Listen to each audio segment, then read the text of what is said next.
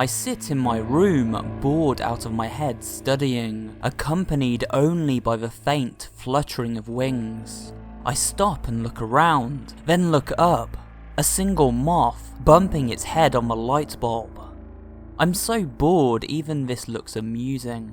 I switch on my desk lamp, turn the main light off, and just watch it flittering about, the dull light occasionally colliding with the bulb. The aerobatics of such a small creature are really quite entrancing. It rests on the lamp, and I move in to get a clearer view. It's soft looking, almost furry. It leaps onto my forehead and I swipe at it. When I next look, I notice it has a broken wing. I probably should have put him out of his misery, but I couldn't do it. I figured I'd just leave a window ajar, and if it wasn't so bad, it would make its own way out. If not, I'd dispose of her in the morning. It's late. I better go to bed. Long day tomorrow. I turn the lights out and try to get to sleep. The alarm rings and I get up groggy. Ugh, what an awful sleep. I can only imagine the strange position I drifted off to. I start to get up. I start to get changed for college. I look at the clock again, then at my phone, and the clock is fast. Well, there's no point in going back to bed now. When I'm changed, I remember the moth. I look at my desk and it's gone. Well, I guess that should make me feel better, but I'm still waking up. I can't be bothered right now. I go downstairs and have breakfast, then come back up. I have a brief look around my room. That moth may have just cozied up somewhere. Sure, I felt bad that I hurt it, but I'm not letting it set up home here.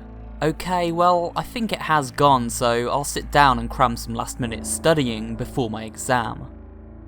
I get to college and meet up with some friends. One of them asks if I'd noticed the large amount of moths around lately. He said he'd heard on the radio the recent cold snap that had prolonged pupation times, leading to mass hatchings.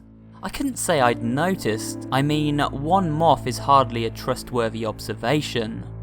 I get into the exam hall, could have done with being better rested, but I power through.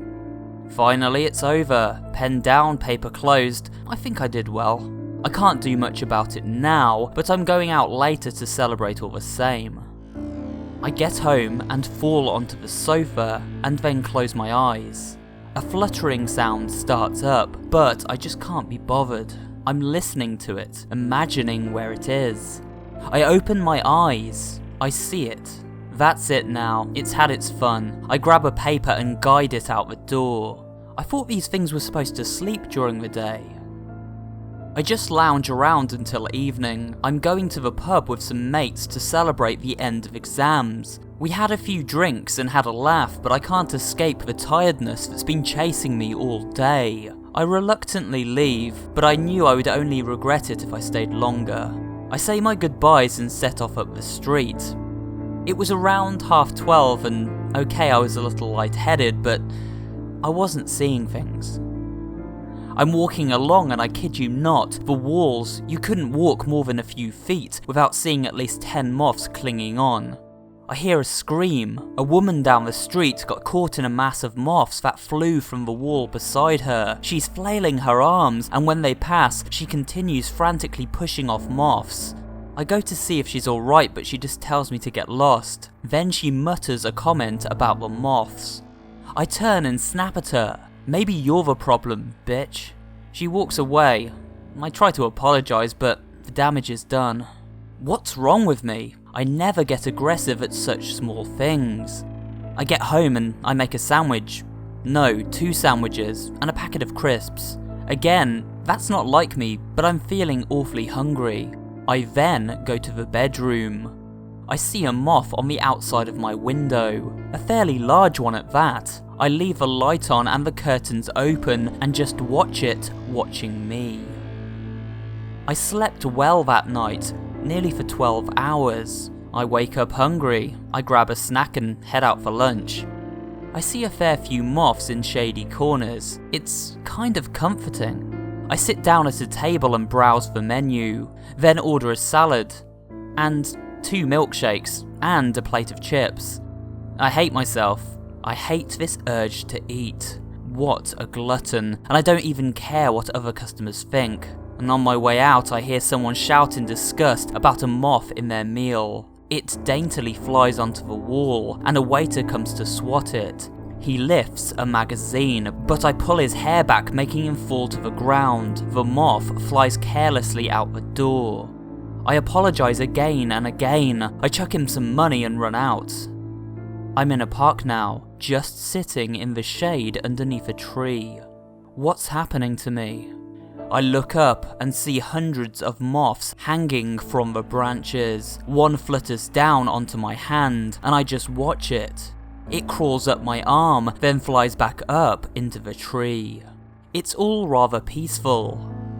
Then the hunger returns. Not even an hour after lunch, I go to the local shop and buy a bunch of chocolate bars, bread, and several bags of salad. I go home and scoff down the bread. I don't feel sick, I just eat, then sleep. I woke up late in the evening. I go to the garden and just sit and watch the moths become active. It's like autumn, but with moths flitting in the breeze. I'm sitting there making my way through the chocolate bars. I must look disgusting, but I don't care. I feel so careless. I drift off where I sit and wake up to a chill. It's dark. I go inside and have some salad and cozy up in bed. I look at the window. There it is, my friend, the moth. It watches me. When it's there, I know everything's going to be okay.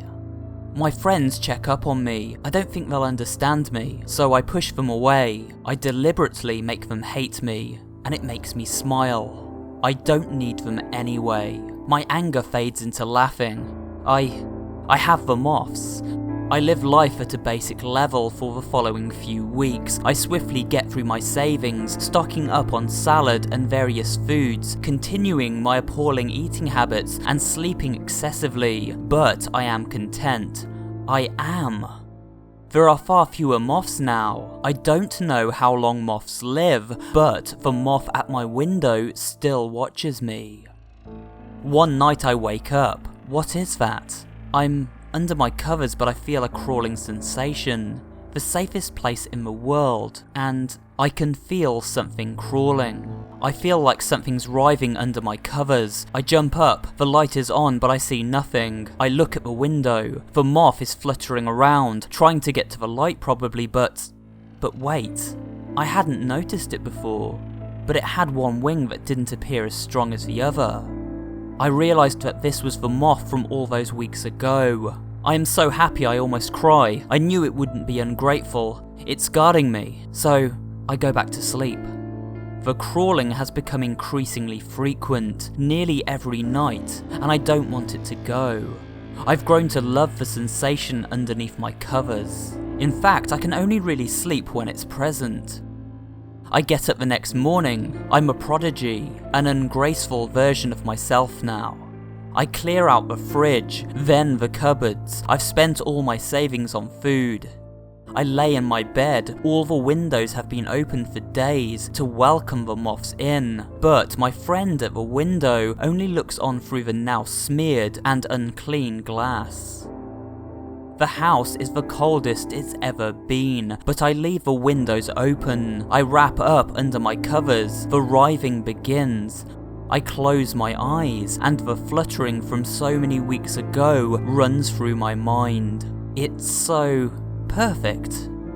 I open my eyes. There it is, my friend on my face. It startles me and I gasp. It crawls in and I let it. I begin to gag and I vomit a sticky web-like substance. I continue to throw up, but I'm happy. Tears of joy stream down my face. I'm becoming fused to my covers, my pupa. I'm still smiling as caterpillars begin to feast from the inside out. I'm laughing as the caterpillars get their fill and begin to cocoon me. Still smiling, I lay dormant, dying, but at peace with my children. And that was a reading of Moths, guys, a story about a guy who basically goes a little bit insane and believes he's turning into a moth, so he begins to eat a lot of food and basically lay in his house as he just basically dies, I think. I believe he's probably actually not turning into a moth here, and it's basically his mind tricking him into believing that's happening to him, which is really creepy part, I suppose, because you can imagine this story perhaps actually happening. I actually really enjoyed this creepypasta, guys. I think it was a genuinely good one. I think it was well written for the most part, and you know, it definitely had that creep factor there as well, which is what you want with a creepypasta reading. I hope you have enjoyed this video today, guys. I hope you have enjoyed this reading. If you have, as always, remember to give this video a like, leave me a little comment down below, and of course, subscribe to the channel for more creepypasta readings and other horror-related content, and I will see you guys on the next video.